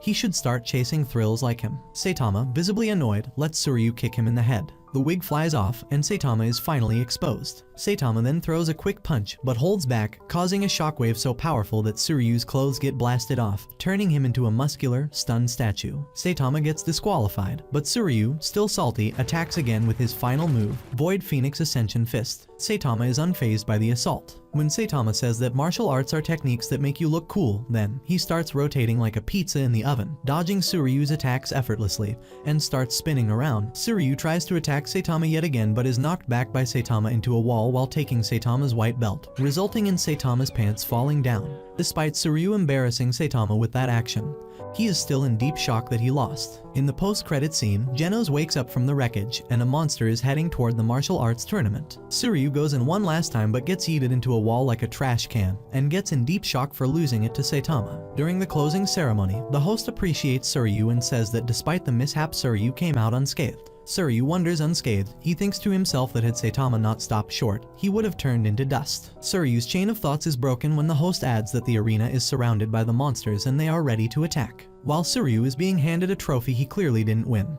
the stadium is suddenly attacked by the monsters. The huge monsters come flying down in the arena holding Logi, Dave, and Bazuzu, the competitors who were taken to the hospital. Then enter Gautesco. He stomps on the fighters who try to run. Gaoketsu scoffs at how the martial arts have fallen and the entire arena is filled with trash and no real fighters. Gaoketsu then announces that everyone inside the arena will be turned into a monster. Gaoketsu declares that turning the bunch of clowns into monsters will be useful to the Monster Association. Lightning Max and Snek rush to stop Gaoketsu but both get knocked aside like paper airplanes. Gaoketsu reveals that years ago, he lost a battle with a monster but didn't die. He was taken by their association and transformed into a monster himself. He says that the Monster Association promised to fulfill all his ambitions. He tells the people around him that he has brought the same fate for them. He throws some monster cells to the martial artists and makes them an offer to become a monster or get deleted. One of the martial artists goes in and inhales the monster cells, but the strength becomes so unbearable for him that he ends up uninstalling himself. Chose, eager for more power, eats the slimy thing and turns into a hideous-looking monster. One by one, each martial arts fighter starts eating the monster cells for energy, strength, and ultimate power. All except Suryu, who says that he lives for thrill and does not want his life defined like others. Chose then starts attacking unarmed people, but Suryu steps in and beats him down. Chose gets up again. Suryu tells him that Chose is not bad at fighting. Chose gets irritated at Suryu's remarks and starts generating some huge power ball between his horns. Suryu, not even fazed by the ultimate power showdown before him, rushes towards Chose, holds him by his horns, and breaks them away from his head. Suryu then lands a kick and Chose gets thrown away into the wall. Suryu then wipes out a few other monsters as well. He picks up the monster cells thrown at him by Gaoketsu and throws them back at him. In response, Gaoketsu sends his monster crows to attack Suryu, including Sourfist, and they pummel Suryu like he's nothing but a punching bag. Bakuzen watches everything unfold, admitting that he's always hated Suryu but also knows he could never beat him. Deciding to change that, Bakuzen grabs 3 monster cells to keep Suryu from being tempted and eats them all. However, the overload causes him to faint on the spot. Before the monster crows can feast on Suryu, Lightning Max and Snek come to his rescue, beating the crows into oblivion. They try to stall Gaoketsu to buy Suryu time to get help. But Bakuzen, fully transformed into a monster, wakes up and absolutely eats Suryu, pummeling him nearly to death. Meanwhile, Mumen Rider and Tank Top Master are busy defending the hospital where Chirenko is staying. Back at the Coliseum, Bakuzen arrogantly declares himself the strongest after beating Suryu, but Gaoketsu quickly reminds him who's boss by almost killing him with a single punch, which also destroys part of the Coliseum. Gaoketsu warns Bakuzen not to get too cocky, then receives a message from Gyoro to retreat since S-class heroes are approaching. He leaves, but not before reminding Bakuzen to stay in his lane. As Suryu lies beaten and helpless, he weakly pleads for Bakuzen to spare him, saying he's already won. But Bakuzen, enjoying the suffering, prepares to stomp on Lightning Max and Snek. Just as Suryu cries out for help, Saitama arrives at the last second to save the day, stepping in to face Bakuzen. Suryu watches Saitama entering the stadium. His eyes fill up with tears as he sees Saitama closing in. Saitama tells Suryu that he heard his call for help, so here he is to help him out. He appreciates Suryu and his outstanding skills and tells him to leave the rest to Saitama. Suryu, all beaten, looks up at Saitama, walks up to Bakuzen and recognizes Saitama's bald head from earlier. Bakuzen recognizes Saitama as the guy who knocked him out earlier with a single punch. Furious, he launches a full-force attack at Saitama, but once again, Saitama blocks and finishes him off with one effortless punch. Afterward, Saitama introduces himself to Suryu as a hero and explains that he joined the martial arts tournament to track down the hero hunter, Garu, and to see what martial arts are about. Saitama starts to leave, but Suryu begs him to stay because Gaoketsu is still out there, but Saitama still walks out. As Suryu listens to the sounds of fighting and destruction, he assumes Saitama has been defeated, until Gaoketsu's severed head lands at his feet like a deflated basketball. Suryu looks up in disbelief as Saitama returns completely unharmed. Saitama casually tells him to keep quiet about what just happened. Still in shock, Suryu asks if he could become a hero too. Saitama nods, saying that if someone like him could do it, anyone can. Suryu then asks if he could be Saitama's disciple, but Saitama quickly refuses without hesitation. Later in the evening, Saitama reflects on his experiences and realizes that despite everything he's done with martial arts and the Hero Association, he still hasn't had any fun. King later meets up with Saitama and suggests that his focus on being the strongest hero has caused him to lose sight of himself. He advises Saitama to aim to be the best hero instead. Saitama dismisses the idea as boring but regains some motivation when King offers to challenge him to a game using only 2 fingers. Garu, on the other hand, faces off against Watchdog Man but is defeated due to the hero's unpredictable, animal-like fighting style. Although beaten, Garu feels excited about what he could learn from the experience. As he walks off towards his next target, Garu spots King. He prepares to attack him but is suddenly kicked into a concrete wall like a pathetic bug by Saitama.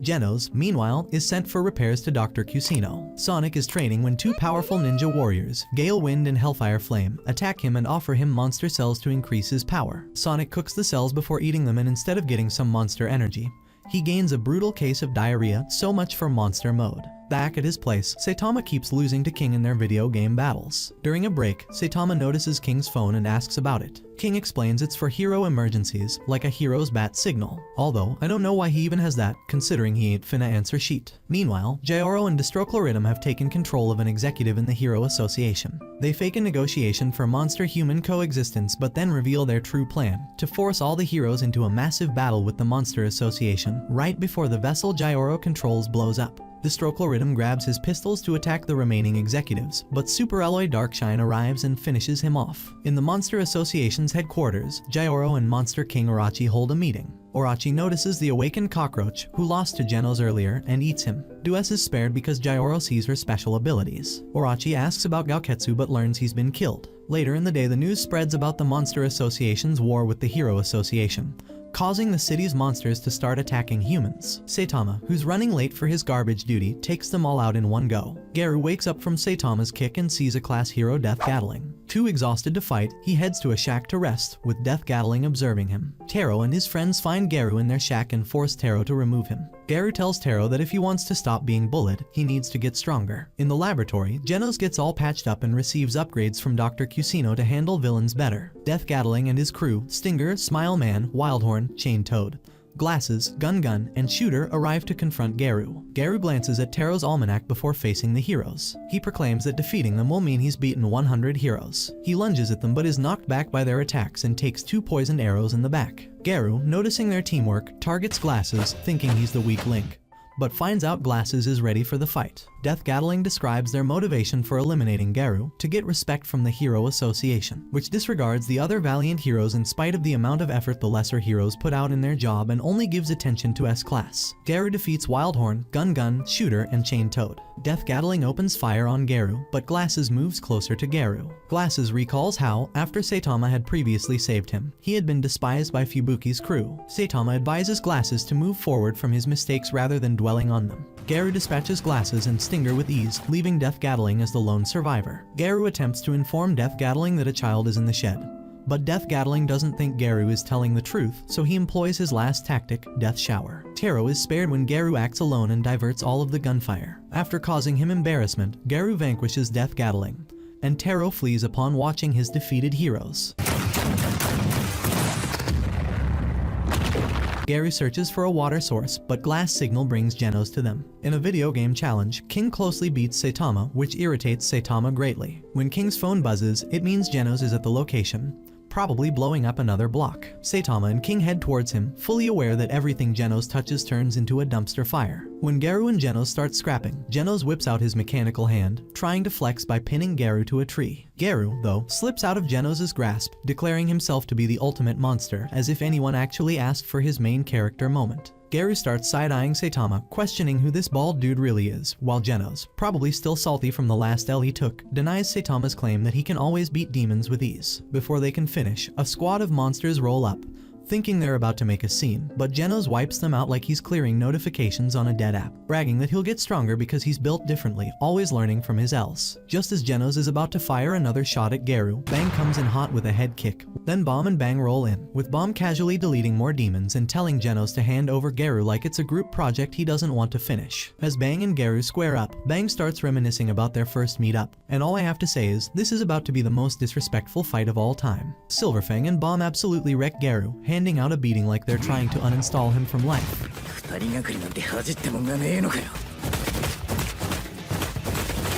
Flashback to when Garu was a loner and Tat-chan, the popular kid, was living rent-free in everyone's heads. Remembering his early years as a lonely boy shadowed by a popular classmate named Tat-chan is a pivotal moment in Garu's hatred of heroes. Garu hates heroes because he believes that people become heroes not because they are genuinely good, but rather because they want to control the weak. This belief was reinforced when Tat-chan and his friends tormented Garu,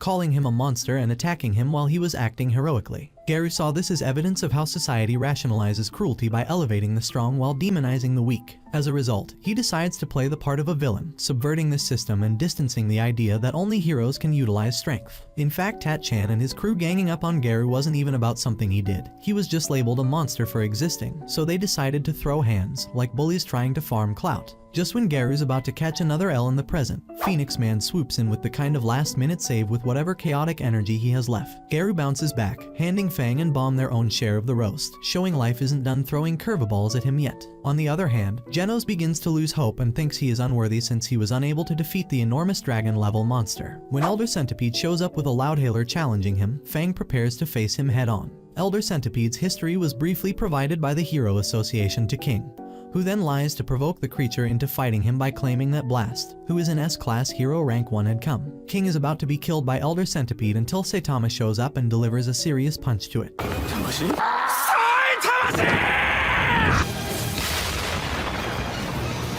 In the ruins, Genos and Saitama spot one another and Genos asks Saitama what he is missing. To King's dismay, Saitama only responds, power, which Genos notices. After that, Genos anticipates the future with the conviction that he will be strong like Saitama, his own master. He thinks to himself that Saitama is the strongest of them all and he can reach up to that level by same level of consistency and effort. At night, in an abandoned old building, Saitama is munching snacks and watching a series on his television. He goes to the fridge and takes out something to drink and went back to where he was sitting. His eyes are frozen on the television as if he has been hypnotized, since he is watching something about stalking. Apparently, there might be no one living in the old building except for this guy. Later, once he finished watching TV, he got back to his household chores while mumbling that stalkers are very scary. While drying his clothes, he realizes something dangerous, that he has also been feeling eyes on himself. Though Saitama is pretty aware that he has fought many bad guys in the past, so even if someone has a grudge with him, it is no big deal. However, he is scared if that grudge turns into some kind of twisted obsession, like that movie. Uneasy about this thought, Saitama looks back at his room and decides to clean it to forget that thought. In a nearby building, a different story is unfolding. Genos has been investigating the secret power of Saitama's power for 3 days. A long telescope is fixed in the direction of Saitama's apartment, from where his balcony is visible. Time is ticking away for Genos, and he needs to find something out. He wishes to come up with something soon and wonders if Saitama is being cautious intentionally. The next morning, while walking on the side of the road, Saitama senses someone following him as usual, but when he turns around to see, no one is there. However, Genos is good at hiding, so obviously he hid behind the closest tree, understanding that Saitama is on guard. From afar, he spots Saitama going inside a family restaurant. It is the very first time in 4 days that he is eating outside.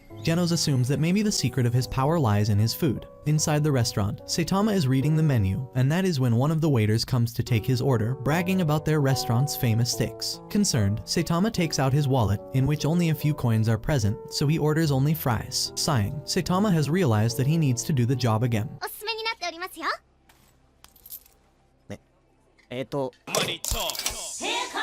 これで On the other hand, Genos is observing him from a nearby table. The moment the food arrives, Saitama gets shocked to see such a small portion of fries. When he notices only one long fry and the rest being small, he wonders how expensive things are getting. Disappointed, he leaves for the bathroom. However, as he leaves, Genos finds it very suspicious that this guy orders fries only. Upon getting back, Saitama is flushed to see his one long fry gone, so he asks the waiter about it. The waiter looks at him in shock because who would be questioning a single fry, though Saitama lets it go. On the other hand, Genos is the one who took his long fry, because someone like Saitama going to a restaurant and ordering such food makes him more suspicious about the food. Wearing gloves, he grabs the fry and comes to the conclusion that there is nothing special about his food, maybe since it looks normal no matter how he looks at it. But to be more cautious, he decides to send the data and analyze it as well. On his way back home, Saitama is furious about someone stealing his long fry. His doubts about having a stalker are getting stronger, so he hides behind a trash can until his stalker comes past, as the area he lives in is deserted, so he should be the only one around. However, if someone passes by, it will definitely be his stalker. It has been 2 hours and no one has shown up.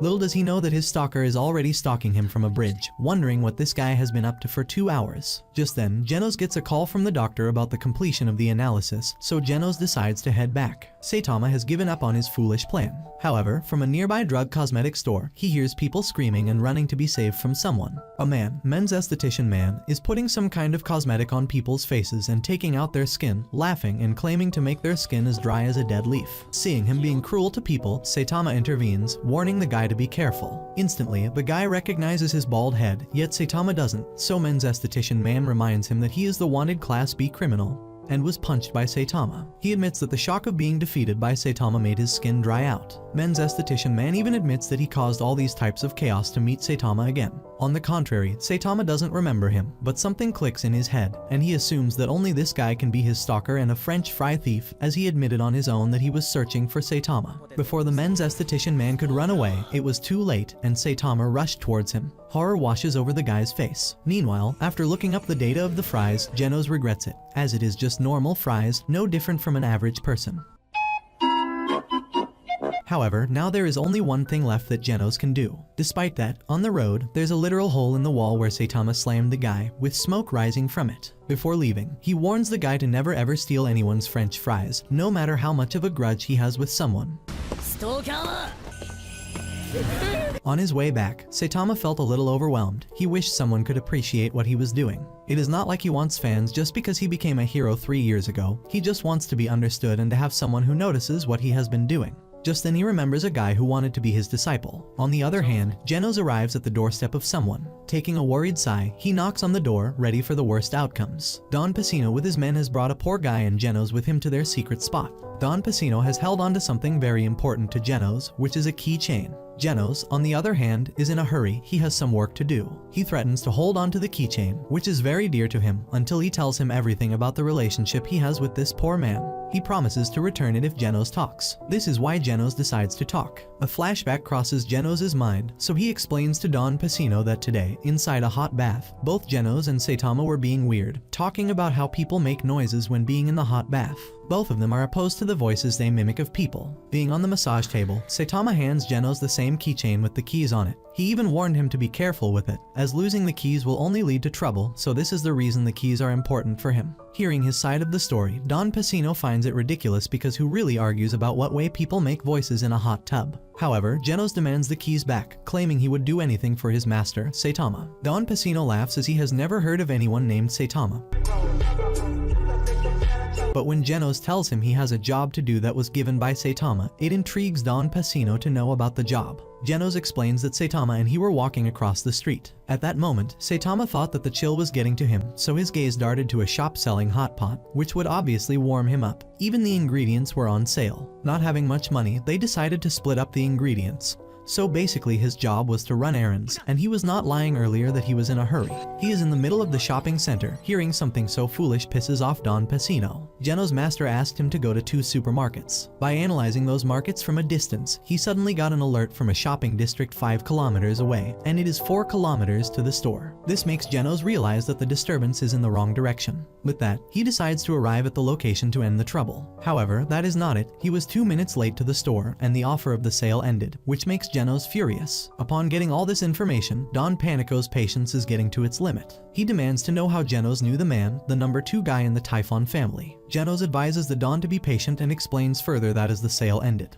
he went to the second market, and that is where he ran into Don Pacino and his men. The number 2 guy in the Typhon family was passing by, and the store was already closed, so that is when Genos stopped the guy to ask why the store was closed. Thus the guy explains that it must be because of Don Pacino, as he recently drifted into this area and has been poking his nose into everyone's business. Before he could talk more, the poor guy felt dizzy, so he fell on the ground. To check up on him, Genos held him, his keychain dropping on the ground. At that very moment, Don Pacino and his team ended up there. Because of the misunderstanding, Don thought that Genos was with the guy and took his keychain until and unless he explained who he was. Upon receiving this information, Don Pacino's eyes widen with shock, since neither of them has any connection. Still, Genos has been running his mouth and explaining each and every detail just to end up telling Pacino that they are strangers. With that, Genos demands the keychain now that he has explained everything. Pacino's frustration grows, and all his men point their guns at Genos, revealing that they are the Pacino family with a sea bounty on their heads. Once he reveals this, Genos understands that all these men are wanted and were never planning to give back his key to him in the first place like good citizens, so now they have to face the consequences. As soon as the Don hears the threat, he signals his men to attack.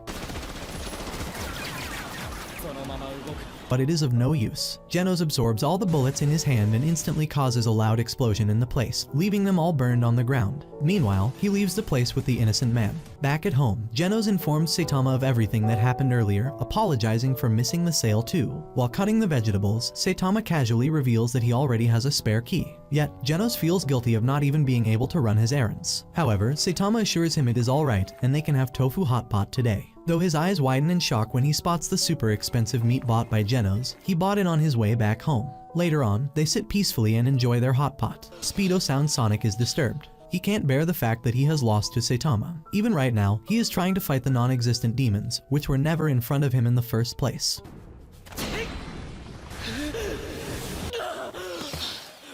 His attention is pulled when a voice breaks in. It is Frank. He confirms with Speedo Sonic if he is okay. But he has been getting these unspeakable dreams that just disturb him a lot. Frank asks him what kind of monster Saitama is, since Speedo Sound Sonic kept muttering his name in his sleep. Speedo Sonic stands in front of a statue of Saitama in a tree. He stares at it. He had never experienced stuff like this ever, and it is all because of the result of his defeat. He has become unable to feel the wind. It is getting harder for him to do his ninja techniques. No matter how hard he tries, he cannot imagine himself winning against Saitama. Later on, he sits with Frank, apologizing for always making him worry. Frank hands him the freshly made tea and assures him it is fine, as it is the same for him too. They can also see monsters they never could have imagined after living in the mountains for so long. He also confesses to having an enemy he wants to defeat, which is a scum of mountains. Frank shows Speedo Sonic the scar that enemy gave him on his hand. It is a wild bear. He explains that he always has a gun with him, knowing that to overcome the greatest fear, people have to face it. The next day, Speedo Sonic is taking a shower by the waterfall at the river, motivating himself to not be scared of someone as he is not that guy. Immediately after that, while going through the forest, he spots a wild piglet being attacked by the anaconda. Just then, the anaconda becomes Speedo Sonic's target for training. He moves swiftly, confusing the anaconda, but as soon as he imagines the anaconda as Saitama, his movements slow down and he backs off. But then, Speedo Sonic decides to acknowledge the fear. The anaconda lunges forward, but with a calculated move, Speedo Sonic slices it into pieces with his exceptional techniques. That night, both Frank and Speedo Sonic had dinner of the meat of snake. Speedo Sonic has brought the piglet with him too. However, it is shocking for Frank to see a wild piglet fancying a human. Though, from then on, he advances his training with Saitama in his mind. He did everything he could in his power, including meditation, improving his techniques, etc. After completing his training, Speedo Sonic arrives at the statue of Saitama and, just like always, imagines himself fighting with him to acknowledge his fear. This time, in his imagination, it was getting hard for Saitama to capture him, and this is why he uses his wind blade kick technique and finally knocks him out in his imagination. Just like that, the statue disappears too, because the statue wasn't real, it was also Speedo Sonic's imagination.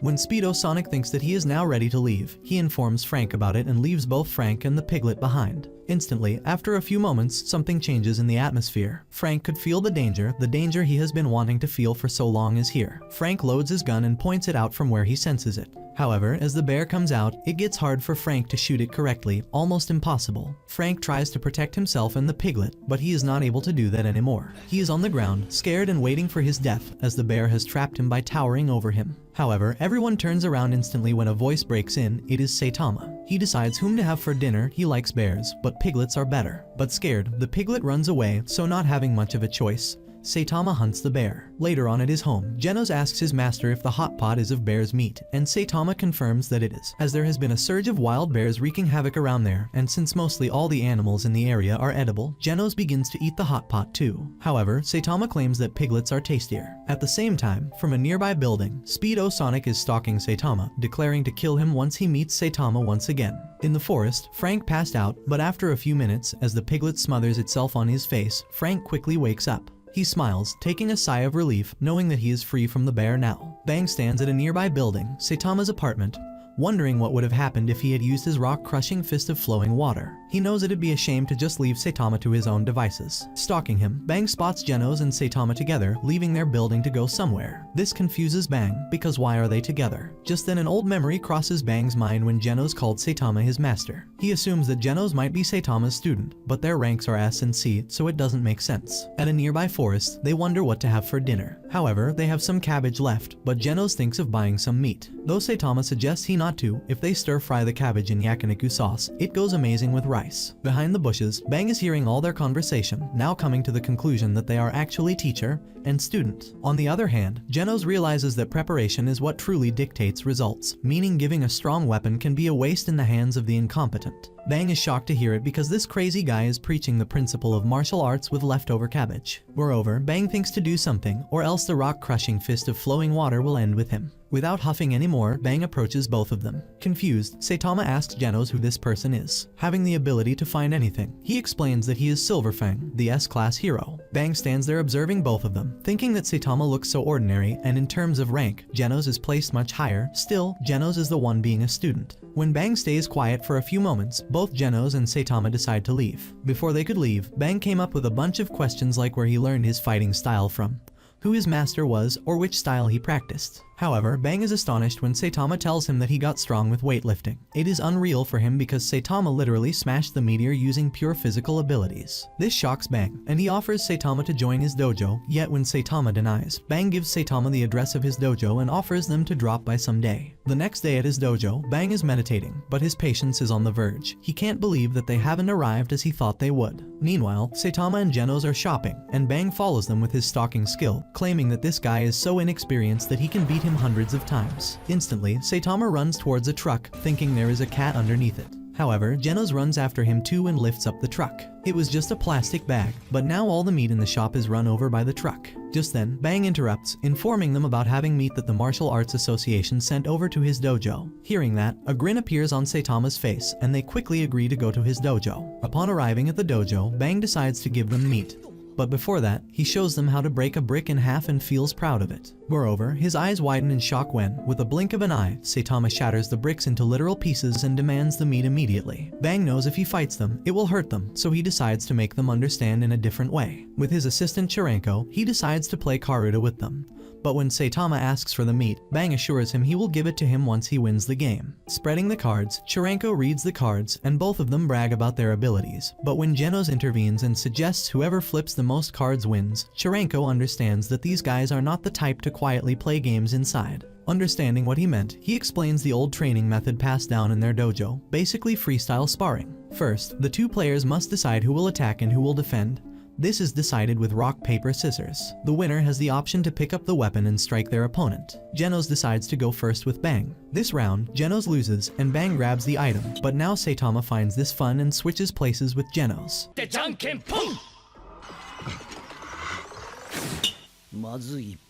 Alternatively, the same happens with Saitama too. But this time, Saitama is angry, he wants to win. More than 10 rounds have been done, and in each round Saitama has lost to Bang and gotten hit by the hammer.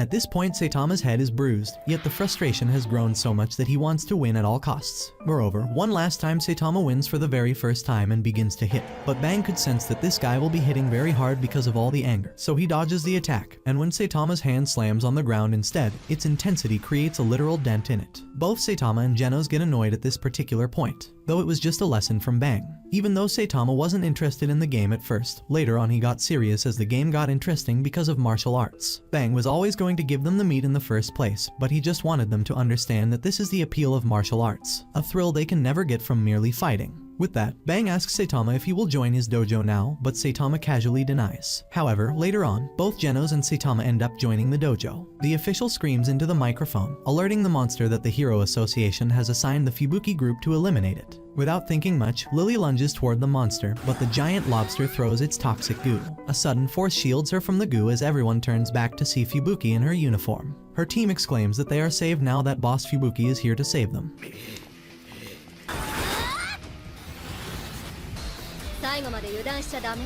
Fubuki says that if Lily takes action like this again, she must be trained from the start. She lunges toward the monster and attacks it, thinking about how it will look good for the Fubuki group. The ground shakes as her power bursts forward, slamming into the monster and pinning it to a building. The fight ends quickly under her lead. The next day, everyone gathers in her office only to find that there is no mention of the Fubuki group in the newspaper. Her team members tell her how other news overshadowed their victory, so they only got a small portion in the newspaper. Someone points out that another monster attack in Z City took the front page instead. Fubuki throws the newspaper across the room and stomps away. Lily quietly says how she has been like this ever since her little sister got on the front page. But a team member corrects her, saying that Tatsumaki is not Fubuki's younger sister. Later, Fubuki gets into the train, lost in her own thoughts and suppressing tears. She takes a window seat and stares out quietly. Genos gets into the same train and is surprised to see Fubuki like this. He thinks about how she is a famous B-rank hero who formed her own group. He looks at her teary eyes and assumes maybe something got into them. He hasn't said anything yet. Fubuki notices the large boxes Genos brought on board. She looks at them and raises an eyebrow. Genos tells her that they're crabs, his latest grocery haul. Just then, he gets a call from his control office. He answers, and the officer on the other side urgently informs him that there is a bomb on a train, and the description matches the one he's on. The train also has issues, and it won't be able to stop anywhere except the next major station. Genos gets off the phone and quickly alerts everyone in the train about the bomb. Panic erupts as passengers begin to scream and move in every direction. Genos turns to Fubuki and says that since she's an Esper, she should help the passengers get off the train safely using her skills. Fubuki blinks and then nods, regaining focus. She steps up and starts moving the crowd, creating wind currents to guide people calmly. Just then, another girl peeks through the chaos, introducing herself as a C-rank hero. She says she will help them find the bomb. Fubuki gives her a brief nod and continues helping passengers. Genos heads toward the engine room, trying to stop the train.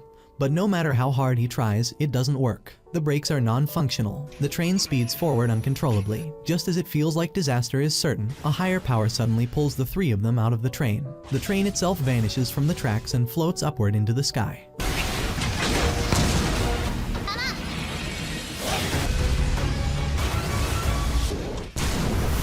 A second later, the bomb inside explodes high above the city, lighting up the sky in a dazzling but horrifying flash. Fubuki looks up at the explosion in shock, only to see Tatsumaki hovering mid-air, staring directly at her. They make eye contact for a second before Tatsumaki turns around with an eye roll and disappears into the sky. Fubuki says nothing. She brushes dust off her coat and turns away. As she walks, she thinks to herself how it happened again. She clenches her jaw, keeping herself from showing emotion. Just then, the girl from the train runs up to her, still catching her breath. She says that she'll try to get into the Fubuki party once she achieves her B rank. Fubuki turns to her and tells her to call her boss Fubuki, since that's what everyone at the party calls her. The girl grins and nods, understanding what Fubuki is trying to say. Fubuki lets a small smirk escape and walks forward, her coat billowing slightly in the wind as the sun begins to set behind her. Genos comes into his doctor's office as the doctor asks what more skill he wants now. He tells him how he wants psychic skill appart of every skill he has given him. The doctor asks why he wants the skill so suddenly and tells him that this skill is beyond his powers. Genos tells him that he failed at grocery shopping, and if he had this power his crabs would be with him right now. The heroes had formed a circle around the child emperor, who was standing quietly over Zombiman's bloodied body. His face was unreadable as he observed the scene with calculating eyes. The overcast sky above cast a grayish pall over the resort lawn where the incident had occurred. The soft rustle of wind through the trees was the only sound that accompanied the stillness of the moment. The child emperor had begun to investigate the murder, calmly yet firmly noting that killing an S-class hero wasn't something that could be done easily. He had remarked that whoever had carried out the act must have been one of those present. He had glanced at each of the heroes, his mind already racing through possibilities. His memory had taken him back to the beginning of their trip.